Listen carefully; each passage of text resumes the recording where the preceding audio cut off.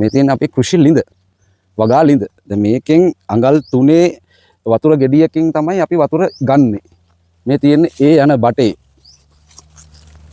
මේ වතුර ගන්න බටේ. ඒ අඟල් 3 වතුර පම්ප් එකකින් තමයි මේ ඒ අඟල් 3 ගෙඩියක් කපල් කරලා තියෙන්නේ සම්බන්ධ කරලා තියෙන්නේ අපි මේ ට්‍රැක්ටර් එන්ජින් එකට. ඒ ට්‍රැක්ටර් එන්ජින් එකෙන් තමයි ඊළඟට ට්‍රැක්ටර් එන්ජින් ස්ටාර්ට් කරාම ඊළඟට මේ අඟල් 3 මේ පම්පෙන් ඇවිල්ලා අඟල් 2 අපි බස්සලා තියෙනවා 3ක්.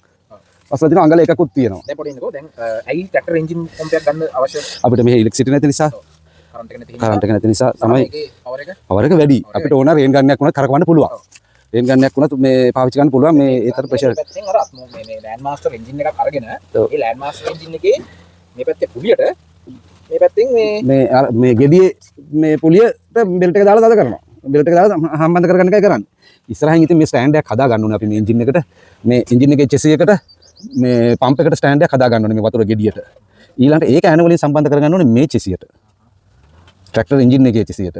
ඒක කරගන්න ඕනේ මේ බෙල්ට් දෙකේ මට දිග පළල දිග 90යි. අපි ගන්න බෙල්ට් දෙක. බෙල්ට් දෙක ඉතින් ඔන්නට දිගේ වරගෙනත් හරියන්නේ නැහැ. සාමාන්‍යයෙන් මේකට ගැලපෙන කොට දෙකක් වෙන්න ඕනේ.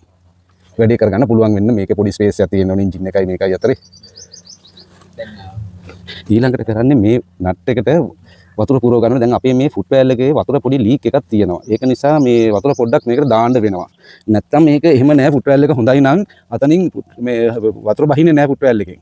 අපි ෆුට් වැල් එකෙන් වතුර පොඩ්ඩක් බහින මොකක් හරි ඔය එනකොට මේ ඔය කෙන්දක් වගේ මොනවා හරි පොඩි කෝටු කෑල්ලක් ඉර වෙලා එනකින් චූටි ප්‍රමාණයක් බහිනවා.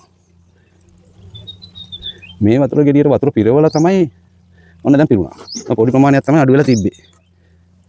නැත්තම් මේ බටේ පුරවන්න ගොඩාක් මේ දාන්න වෙනවා. හැබැයි මේකේ තව එකක් තියෙනවනේ ඔටෝ ගෙඩි කියලා එකක්. ඒ ඔටෝ ගෙඩි එකේ මේ වතුර පොඩ්ඩයි පුරවන්න ඕනේ. ඒකේ ඔටෝ ගෙඩිය කියලා කියන්නේ මේ පොම්පෙට. පොම්පෙට මේ ගෙඩියට. ඔටෝ තියෙනවා මැනුවල් තියෙනවා.